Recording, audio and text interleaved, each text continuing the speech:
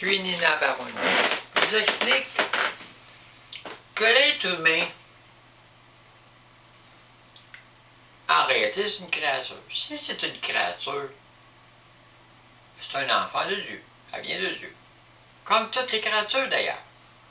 Donc, si un enfant vient au monde, puis il faut qu'il soit tout de suite adulte, puis parfait, comme ses parents, il ne peut pas en venir au monde être comme ça.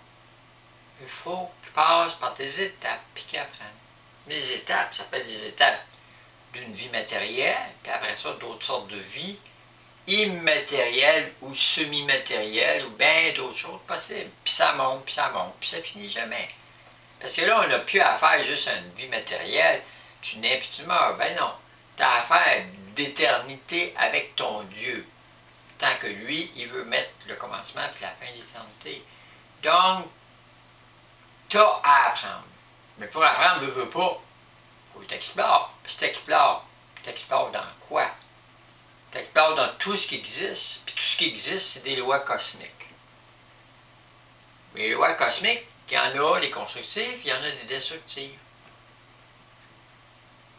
Puis ça, c'est sans les connaître. Tu fais quelque chose, conséquence. Tu as un succès, tu as un échec. Tu peux avoir un succès dans quelque chose de positif, tu peux avoir un succès aussi dans quelque chose de négatif aussi. Mais je dis, ben là, je fais du négatif, j'aurai pas de succès. Non, tu peux en avoir aussi. Puis ça dépend. Tu peux faire quelque chose dans le positif, tu peux avoir un échec aussi. Tu as fait quelque chose de positif, tu as un échec, carrément. Comment ça se fait? Je fais ça, c'est positif, puis j'ai un échec. Ben là, il y a toujours des éléments incontrôlables. Mais tu apprends toujours d'une manière ou d'une autre. Tu fais du mal à quelqu'un, tu as appris que le mal t'a fait, tu es revenu par la tête, ou tu es revenu d'une autre manière, ou tu n'es pas revenu, puis tu dis, ah, on va recommencer, ça ne m'est pas revenu. Tu as appris que cette manière-là, ça ne te revenait pas. Tu as appris encore quelque chose. Tu apprends toujours dans tout ce que tu fais. Puis Dieu le sait, puis tu es fait pour ça, pour apprendre. Pourquoi il t'a créé? Ben lui, il te regarde faire, puis il dit, tu regardes ma créature, là, elle n'arrache pas à peu près. J'ai hâte qu'elle me demande de l'aider. C'est ça qu'il veut. Quand il voit t'en arrache, il dit, j'ai hâte qu'elle me demande. Puis lui, ça lui fait plaisir de t'aider parce que c'est un Dieu. Un Dieu, il aime ça aider. Il se donne. Son amour, c'est important pour lui, son amour, d'aimer. Puis quand il aime, il donne. Puis s'il détruit, puis il se fait du mal à lui-même. C'est comme s'il ne serait pas dans l'amour. Il ne peut pas, Dieu, être en dehors de sa structure d'amour. Même s'il ferait une colère. Mais là, les humains, c'est pas, ouais, Jésus est venu sur la terre, il a fait une colère, il a tout chassé tout le monde. Dieu a des états d'émotions aussi. C'est la vie lui-même, il vivait. Il a fait l'être humain avec des émotions. Une journée, tu fais le bien, puis le lendemain, tu fais pas. Une journée, tu es sur le coraux, puis le lendemain, tu as plein d'énergie. Dieu, c'est pareil. Une journée, c'est un Dieu, c'est un enfant du Créateur. Puis le Créateur lui-même, il a des émotions. Le Créateur, un jour, il dit, ben, hey Jésus, j'en ai assez de tes humains, tu veux te crucifier, puis ils ne t'écoutent pas. Viens-t'en, ouais, je t'embarque en dedans. Jésus, il ne peut pas dire oui, non, il est obligé d'obéir. Il rentre dans le Créateur, il dit, j'en ai assez de la terre.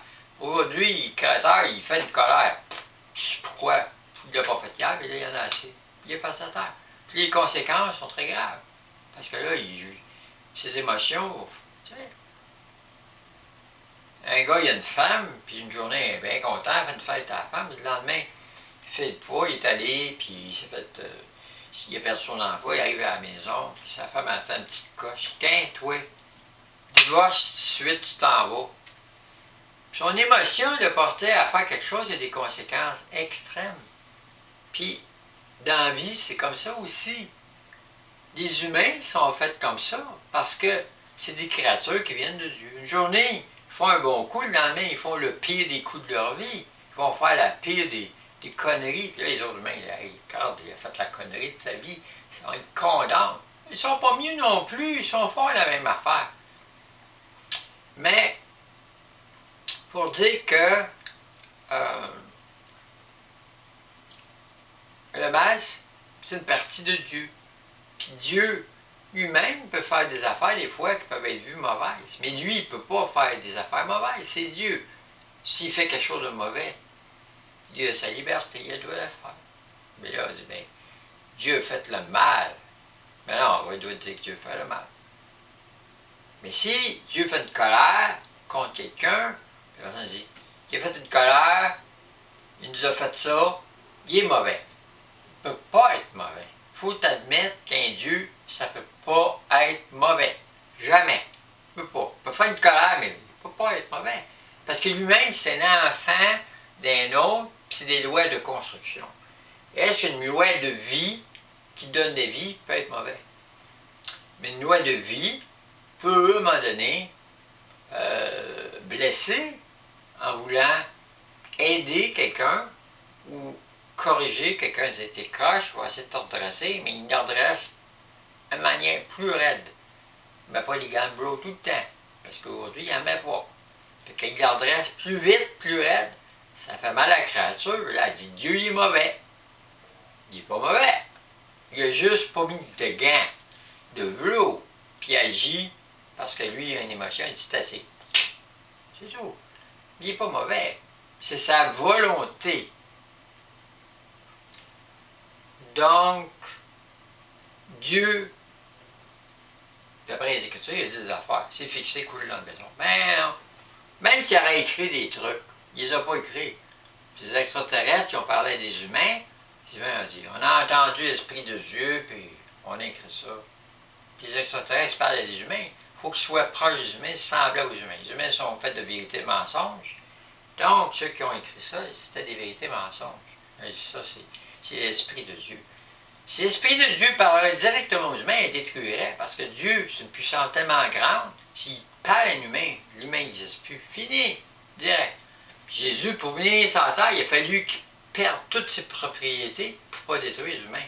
Ça veut dire, en s'incarnant, il était Dieu sans propriété, mais en connexion avec Dieu, qui lui avait des propriétés. Quand Jésus faisait quelque chose, son Père faisait. Mais aussi, il était en connexion avec les puissances en haut qui créaient toutes choses. Il disait, se ressuscite, fait ça. Lui, il voulait, puis il pouvait, mais il était limité parce qu'il était dans un corps. Mais il était en communication unie avec l'autre, en haut, puis après ça avec eux autres, qui obéissaient à lui, parce qu'eux autres savaient qui il était. Quand il disait quelque chose, il obéissait. Parce que lui, il vient du Créateur, puis le Créateur marche avec eux autres. C'est un enfant du Créateur, puis eux autres, ils honorent l'enfant du Créateur, surtout c'est un grand Dieu. Puis eux autres, les créateurs voient le futur comme Dieu, puis eux autres, ils envoient des parties aussi, mais c'est des lois. Quand même. Puis ça, c'est encore plus avancé. Donc, pour dire que